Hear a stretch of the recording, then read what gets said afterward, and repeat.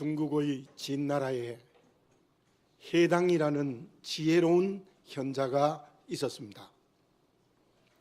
진나라의 왕인 평공이 그 해당을 존경하는 관계였고, 그로 인하여 절친한 친구가 되었어요. 왕인 평공이 해당의 집에 가면 참으로 놀라운 일이 생겼어요. 왕임에도 불구하고 들어오라고 해야 들어갑니다.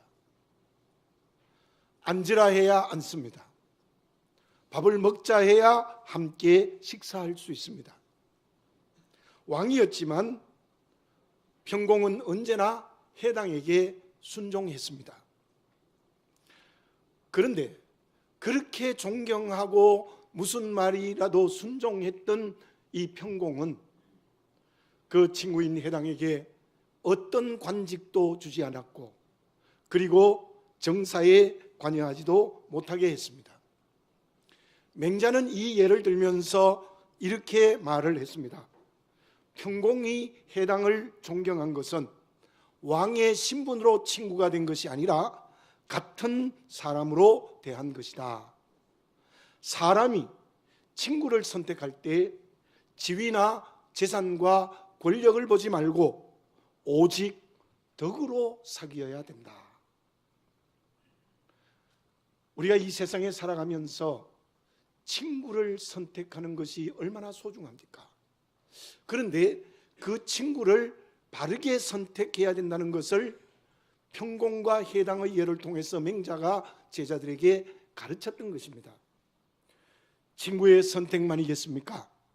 우리는 인생의 걸음에서 선택이 매우 중요하고 그 선택을 제대로 해야 될 때가 있습니다. 그 선택 때문에 인생을 성공하기도 하고 실패하기도 합니다. 한 번의 잘못된 선택 때문에 평생을 후회하는 사람도 있습니다. 특히 믿음으로 사는 우리들은 어떤 선택을 해야 되겠습니까? 믿음으로 사는 사람들이 왜 잘못된 선택을 하는 것입니까? 잠언 14장 12절에 이러한 말씀이 있습니다. 어떤 길은 사람이 보기에 바르나 필경은 사망의 길이니라. 바른 선택을 했다고 생각하는데 사람이 보기에 바른데 그 선택이 죽음의 길이 될 수가 있다는 것입니다. 로마서 1장 8절에도 이러한 말씀이 있습니다. 또한 그들이 마음에 하나님 두기를 싫어하며 하나님께서 그들을 그 상실한 마음대로 내버려 두사 합당하지 못한 일을 하게 하셨으니, 마음에 하나님을 두지 않고 선택하면 그 선택은 잘못된 선택을 하게 된다는 것입니다. 믿음으로 사는 우리들은 인생의 길에서 크고 작은 선택을 합니다. 어떻게 선택해야 됩니까? 다니엘서 1장 8절에 이러한 말씀이 있습니다. 다니엘은 뜻을 정하여 왕의 음식과 그가 마시는 포도주로 자기를 더럽히지 아니하리라 하고 자기를 더럽히지 아니하도록 황관장에게 구하니. 다니엘이 15살의 소년입니다. 유대 포로로 바벨로니아에 잡혀가서 왕이 먹는 음식, 왕이 마시는 포도주, 뜻을 정하여 그것을 거절했다는 것입니다. 어쩌면 죽을 수도 있습니다. 그러나 생명을 각오하고 다니엘은 뜻을 정했다, 선택했다는 겁니다. 그 다니엘의 선택은 어떤 선택입니까? 자기의 뜻대로 정한 것이 아닙니다. 하나님의 뜻대로 선택한 것입니다.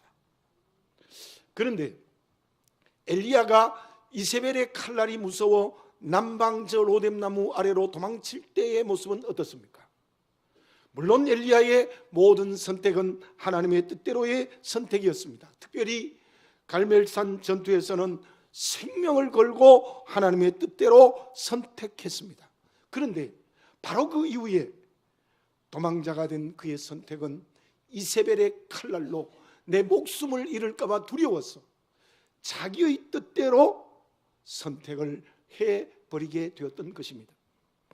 그래서 그는 노뎀나무에서 절망하면서 하나님 죽여주십시오라는 참으로 어처구니 없는 말을 했던 것입니다.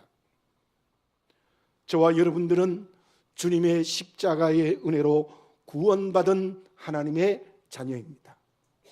그렇다면 우리의 크고 작은 선택은 어떻게 해야 됩니까? 내 뜻대로 하면 안 됩니다. 하나님의 뜻대로 해야 됩니다. 더 강하게 말씀드리면 이기적으로 선택하면 안 됩니다. 언제나 주님의 뜻대로 선택해야 됩니다. 죄렌 게고르가 쓴 책 중에 이러한 책이 있습니다. 이것이냐 저것이냐.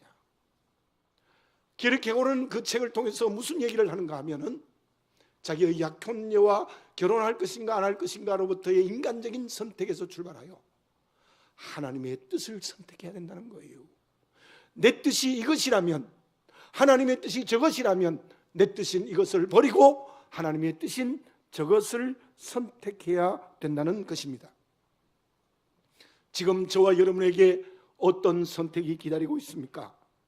배우자를 선택해야 합니까? 대학의 전공을 선택해야 합니까? 직장과 사업을 선택해야 됩니까? 선택의 기로에 놓여 있습니까? 내 뜻대로 선택하면 안 됩니다. 하나님의 뜻대로 선택해야 됩니다. 그때 아름다운 인생의 길을 하나님께서 열어주실 것입니다.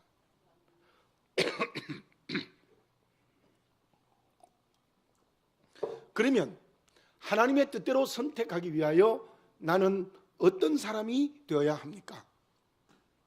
우리 교회가 여기에서 예배드린 지가 이제 11년이 다 되어져 갑니다. 그때 여러분들 정면에 보이는 화면을 얼마 전까지도 사용을 했습니다. 그런데 그 화면이 어떠했습니까? 제가 우리 교회 등록하는 사람 중에 여러 교우들에게 그런 말을 들었어요. 목사님, 화면이 너무 흐릿합니다. 정말 흐릿했어요. 제가 여기에서 저 끝에 있는 성경 구절을 읽기가 어려웠습니다.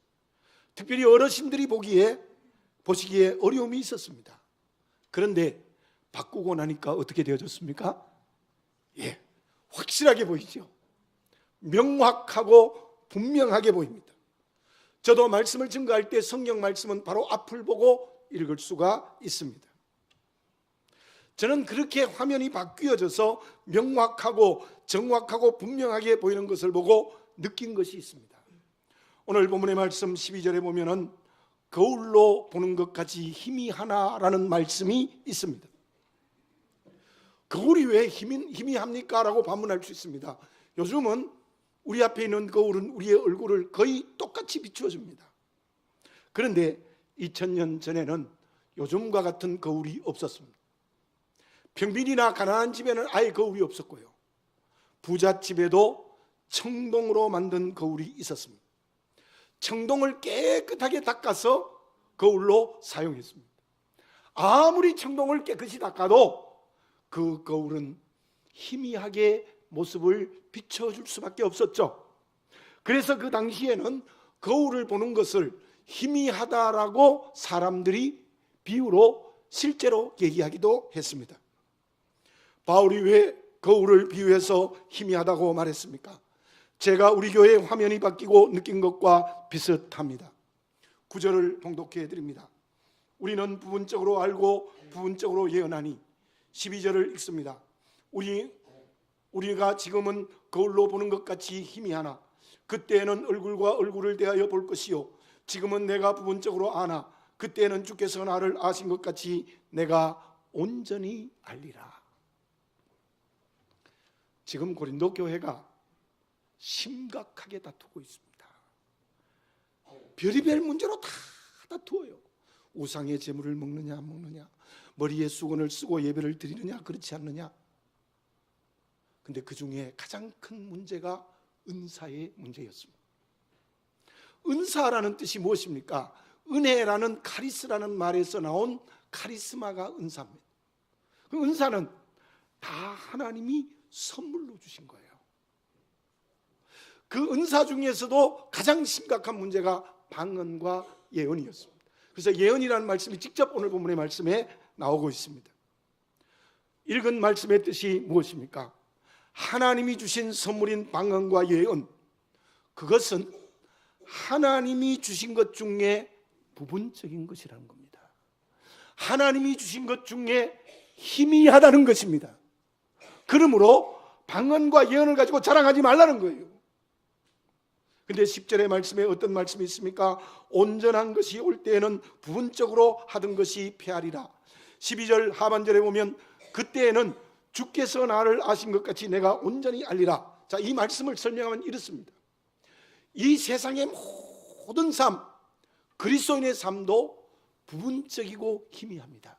그런데 천국에 가면 부분적인 것이 온전하게 알게 되어요. 희미한 것을 명확하게 알게 된다는 뜻입니다. 그렇다면 이 본문의 말씀에서 우리가 가져야 될 것이 무엇입니까? 누가 하나님의 뜻대로 선택하는 그리스도인이 될 수 있습니까? 모든 것이 지금 우리에게 부분적이고 희미하지만, 방언과 예언과 병고치는 은사까지도 희미하지만 천국에서처럼 분명하게 해야 될 것이 있습니다. 지금 이 세상에서 희미하면 안 된다는 거예요. 지금 이 세상에서 흐릿하면 안 된다는 거예요. 명쾌하고 분명하고 깨끗하고 확실하게 해야 될 것이 있습니다. 그것이 무엇입니까? 본문의 말씀에 나타난 바울이 세 가지를 말했습니다. 믿음, 소망, 사랑. 그 중에 첫 번째 말씀한 믿음입니다. 믿음은 일부만 믿으면 안 됩니다. 믿음이 희미하면 안 됩니다. 우리의 믿음이 희미한 거울처럼 되어 있지 않습니까? 우리의 믿음이 지난번 화면처럼 흐릿해져 있지 않습니까? 지금 우리 눈에 보이는 거울처럼, 이 화면처럼 분명해지시기 바라겠습니다. 확실한 믿음을 가지시기를 바라겠습니다. 믿음이 분명해지시기 바라겠습니다. 100% 온전하게 믿는 그리스도인이 되어지시기를 바라겠습니다. 그래야 그 사람이 이 세상에 살아가면서 크고 작은 선택의 길로 있을 때 바른 선택을 할 수 있다는 거예요. 골로새서 2장 6절과 7절을 봉독해 드립니다. 그러므로 너희가 그리스도 예수를 주로 받았으니 그 안에서 행하되 그 안에 뿌리를 박으며 세움을 받아 교훈을 받은 대로 믿음에 굳게 서서 감사함을 넘치게 하라. 그럼 저를 따라서 봅시다.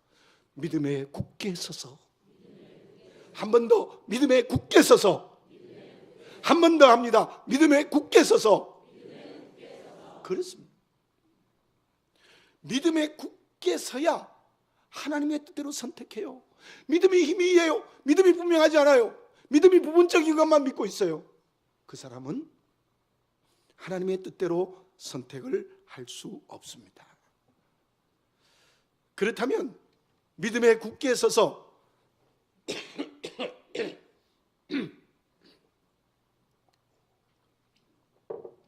믿음에 굳게 서서 하나님의 뜻대로 선택하는 것은 결국 무엇입니까?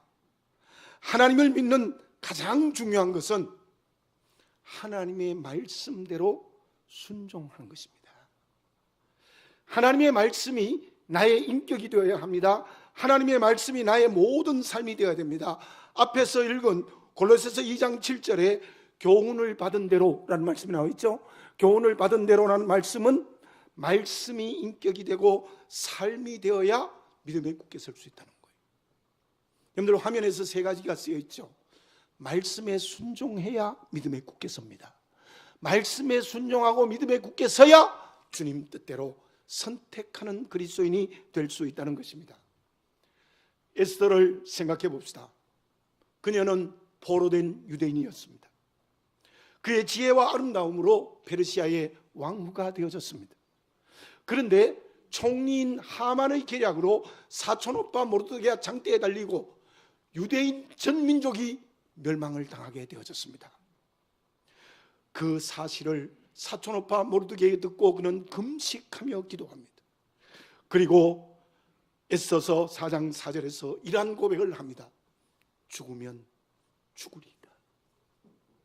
아무리 왕후라도 왕이 호를 내밀지 않는 데 들어가면 죽음을 당합니다. 근데 이제 급합니다.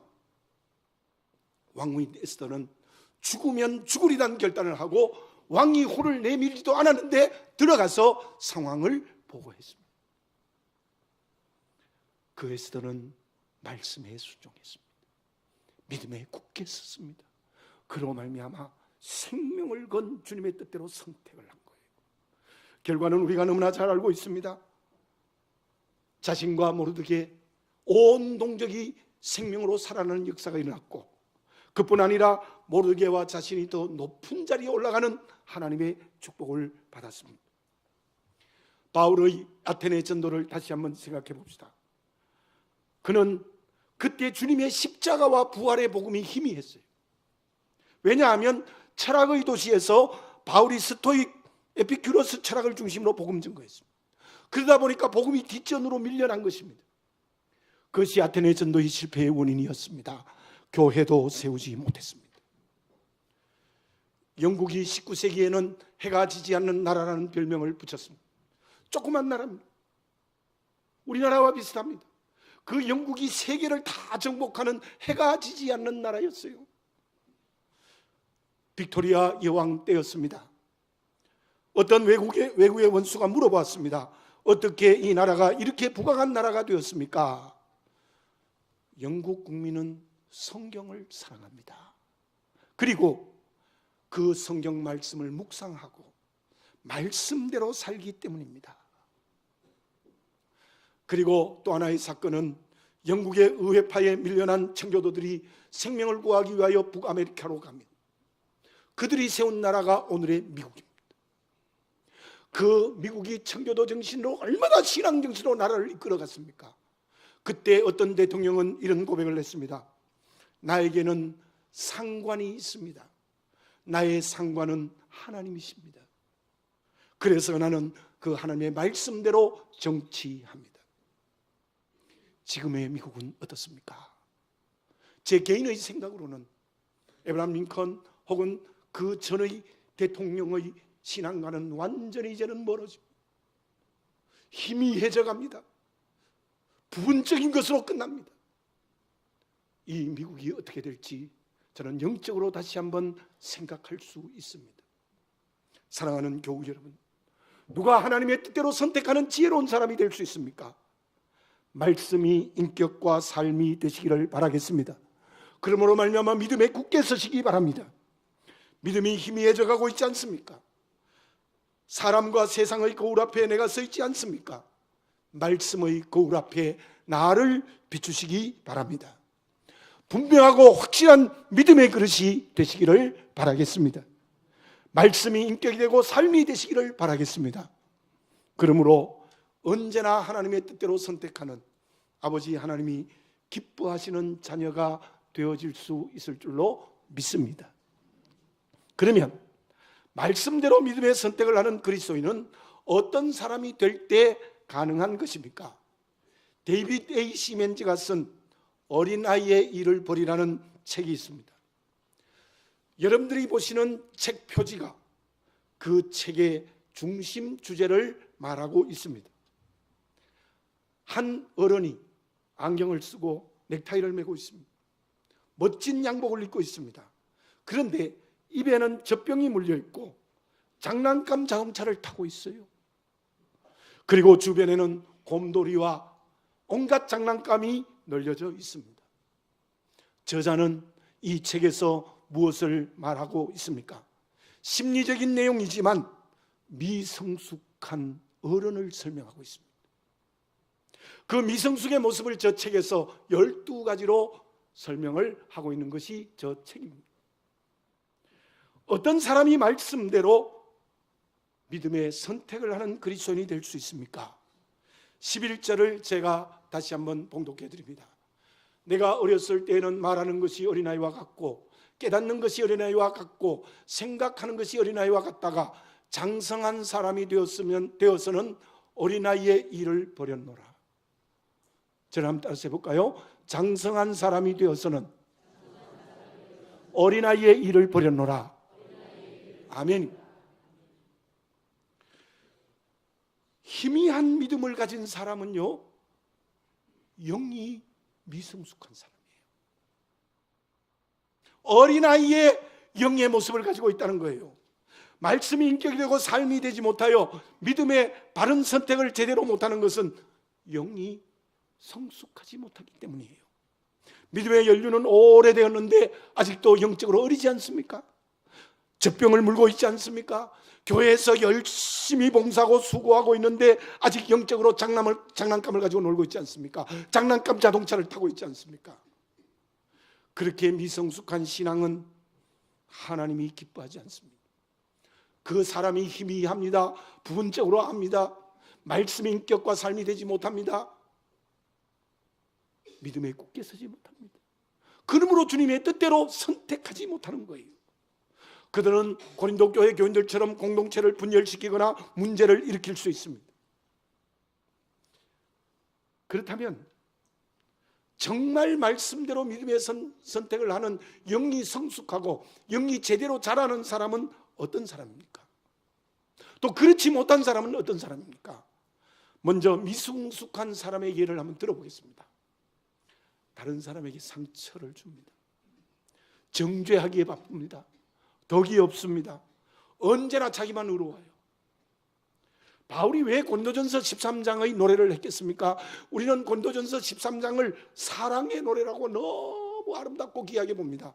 물론 그럴 수도 있습니다. 그런데 어떤 의미에서는 고린도전서 전체의 앞뒤 문맥을 보면 고린도전서 13장은 사랑의 노래가 아니에요. 아름다운 노래가 아닙니다.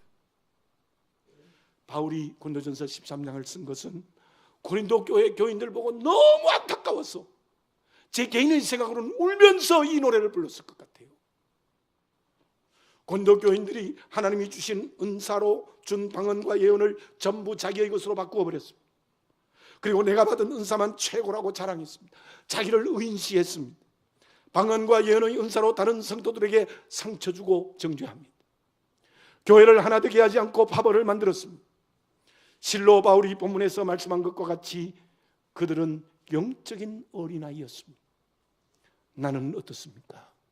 나에게는 그러한 요소가 없습니까? 성숙한 신앙은 어디까지 가야 될까요? 제 개인의 생각으로는 이렇습니다. 아무리 상처 주는 말을 해도 상처 안 받아야 돼요. 그 사람이 진짜 성숙한 믿음이에요. 정죄를 해도 끄떡하지 않아야 되는 거예요. 여러분들 가능하겠습니까? 말씀을 전하는 김성 목사도 어려울 것 같아요.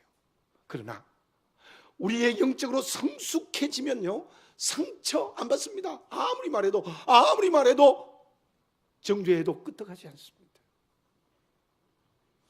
그 사람이 에베소서 4장의 말씀처럼 그리스도에게까지 자라는 성숙한 믿음의 그릇입니다.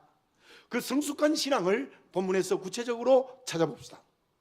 우리가 잘 아는 13절을 우리 같이 한번 읽어보겠습니다. 시작. 그런즉 믿음, 소망, 사랑 이 세 가지는 항상 있을 것인데 그 중에 제일은 사랑이라.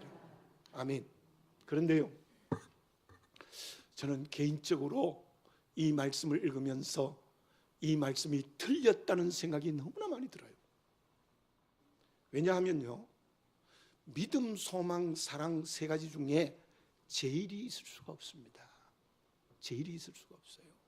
믿음, 소망, 사랑은 제가 신학을 공부하고 성경의 말씀을 묵상하고 제가 온 결론은 믿음, 소망, 사랑 세 가지가 항상 있는데 그 중에 제일이 사랑이라는 게 이해가 되잖아요. 왜 그렇습니까? 왜 그렇습니까? 한번 생각해 보세요. 믿음이 있는 사람이 소망, 사랑 없겠습니까? 소망이 있는 사람이 사랑과 믿음 없겠습니까? 사랑이 있는 사람이 믿음, 소망이 없겠습니까? 저는 기도하고 말씀 묵상 가운데 그 말씀을 이렇게 이해했습니다. 지금 고린도 교인들이 가지고 있는 믿음과 소망은 엉터리입니다. 거짓입니다. 마치 야고보 선생의 말처럼 믿음이 있다 하는데 사랑이 없다는 말은 믿음이 가짜예요. 소망이 있는데 사랑이 없다는 것은 그거는 엉터리입니다. 믿음, 소망, 사랑은 항상 함께 하나예요. 절대로 셋이 되거나 둘이 될 수 없어요. 어떤 성경학자는 이렇게 말했어요. 저 믿음은 하나님 아버지, 소망은 성령 하나님, 사랑은 예수 그리스도 하나님. 그 삼위 하나님이 하나인 것처럼 믿음과 소망은 하나라는 거예요. 믿음이 있는데 소망 사랑이 없어요. 소망이 있는데 믿음 사랑이 없어요. 사랑이 있는데 믿음 소망 없어요. 있어요. 바울이 그렇게 말한 것은 고린도 교회 교인들의 믿음과 소망이 엉터리였기 때문입니다. 그러므로 우리가 영이 잘 자라나는 성숙한 믿음을 가졌다는 것은 무엇인가 하면 하늘에 대한 소망이 분명해야 됩니다. 새하늘과 새 땅에 가면 구원이 완성되고 세상에서 믿음으로 살아간 대로 상급을 주신다는 것을 희망하는 사람입니다. 맡겨진 성도와 이웃을 주님이 나를 사랑한 것처럼 정말 사랑하는 사람이에요. 결국 무엇이 성숙한 그리스도인입니까? 하나님에 대한 확실한 믿음을 가지는 겁니다. 천국에 대한 분명한 소망을 가지는 겁니다.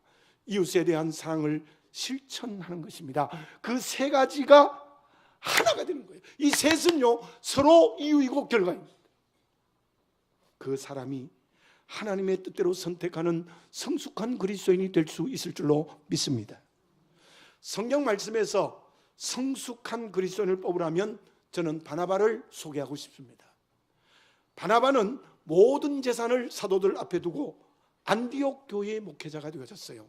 안디옥 교회는 그 당시에 이방에 세워진 첫 교회였고 많은 다양한 사람들이 모였어요. 그때 바나바는요 다양한 모든 그리스도인을 가슴에 품었습니다. 심지어 어떤 성경학자의 해석으로는 니게르라 하는 시몬, 흑인이라고 해석하는 경우도 있습니다. 다양한 사람이 모여들 때 다 품에 안았습니다. 그 바나바의 가르침과 믿음의 모범 때문에 안디옥에 살고 있는 세상 사람들이 안디옥 교회 교인들 보고 뭐라고 얘기했습니까? 그리스도인, 크리스찬, 우리말로 하면 이렇습니다. 예수제이. 정말 제대로 예수 믿는다는 거예요. 거룩하다는 거예요. 구별되었다는 거예요. 그 말을 듣는 결정적인 원인은 목회자 바나바였습니다. 그리고 또 한 가지, 수많은 교인들을 박해하고 감옥에 가두고 그리고 심지어 죽였던 바울을 동역자로 삼았어요. 길기아 다소에서 숨어있는 이 바울을 동역자로 목회했어요. 회개했기 때문입니다. 아무리 회개해도 그 당시에 바울이 목회자가 된다는 것은 어려웠습니다. 예를 한번 들어봅시다. 만약에 우리 교회 교인 중에 누가 하나 예수 믿는 사람을 죽였어. 그럼 그 사람 목회자로 데려올 수 있겠습니까? 안 되는 거예요. 근데 바나바는 그 바울을 데려온 거예요. 얼마나 넓은 사람입니다. 정말 성숙한 그리스도인은 바나바였습니다. 저와 여러분들 그러한 바나바가 되었으면 좋겠습니다. 그때 우리는 성숙한 그리스도인, 영이 자라서 그리스도에게까지 자라는 그리스도인이 될 수 있다는 거예요. 마가 요한을 한번 봅시다. 마가 요한은 바울과 바나바가 1차 전도 여행을 뜰 때 따라 나섰어요. 바나바의 생일이죠. 따라 나섰다가 얼마 가지 않은 구브로 섬에 갔을 때 두렵고 무서워서 집으로 도망쳐 버렸습니다. 물론 나이가 어렸어요. 그러나 그때 마가 요한의 믿음은 영은 미성숙했어요. 그로 인하여 어떤 결과가 주어졌습니까? 2차 전도 여행 때 바나바가 또 데리고자 하다가 그렇게 마음 좋은 바나바가 바울하고 싸웠어요. 이 마가 요한 때문에. 그래서 두 사람이 갈라져 버렸어요. 그런 결과를 가져오게 된 거예요. 그것은 바로 마가 요한의 미성숙한 신앙 때문입니다. 물론 마가 요한은 나중에 성숙해져서 바울과 친하게 되었고 초대교회 지도자가 되어졌습니다. 에베소서 4장 14절 15절을 봉독해 드립니다. 이는 우리가 이제부터 어린아이가 되지 아니하여 사람의 속임수와 간사한 유혹에 빠져 온갖 교훈의 풍조에 밀려 요동하지 않게 하려 함이라. 오직 사랑 안에서 참된 것을 하여 범사에 그에게까지 자랄지라. 그는 머리니 곧 그리스도라. 이것도 여러분들 저랑 따라서 해볼까요? 나의 영이 그리스도에게까지 자라자. 아멘입니다. 그리스도의 장성한 분량까지 자라는 성숙한 신앙이 돼야 그 사람이 말씀에 순종하고 그 사람이 믿음에 굳게 서고 그 사람이 제대로 된 선택을 하게 된다는 것입니다. 영적 어린아이가 되면 안 됩니다. 영적으로 그리스도에게까지 자라는 성숙한 어른이 되어야 됩니다. 그 사람이 믿음과 소망과 사랑이 함께 있는 건강한 믿음의 그릇입니다. 그 사람이 말씀에 순종하여 하나님의 뜻대로 선택하는 믿음이 분명한 그리스도인입니다. 그 사람이 희미한 거울로 나를 보는 것이 아니라 명쾌한 성경 말씀에서 자기를 비추이는 살아있는 그리스도인입니다. 그러면 그렇게 믿음의 선택을 하는 그리스도인은 어떤 복을 받습니까? 라이너 쿤제가 쓴 매일이라는 시가 있습니다. 제가 한번 읽어보겠습니다. 하루하루는 한 장의 편지, 저녁마다 우리는 그것을 봉인한다. 밤이 그것을 멀리 나른다. 누가 받을까? 여러분, 우리의 인생은 하루하루가 하나님께 쓰는 편지입니다. 그리고 저녁마다 밤마다 그 삶을 하나님께로 날아갑니다. 그리고 하나님이 그걸 받으십니다. 여러분, 나의 매순의 삶을 하나님이 매일매일 받으십니다. 어떻게 하실까요? 믿음에 굳게 서고 말씀의 걸로 자기를 비추는 사람에게는 매일매일 하늘의 상급으로 채워주실 줄로 믿습니다. 그래요.